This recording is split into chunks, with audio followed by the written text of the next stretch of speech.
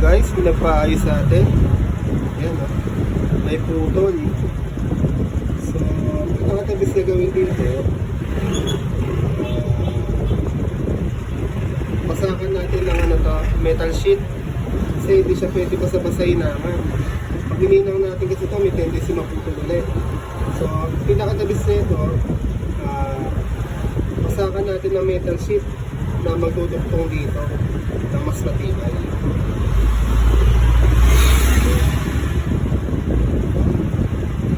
Simulan na natin. Ito guys, ito pinasakan natin ng metal sheet sa pagitan. Yan. Yan ang natin, kaya naidikit natin. So, hihinangan na natin ito ngayon. Yan.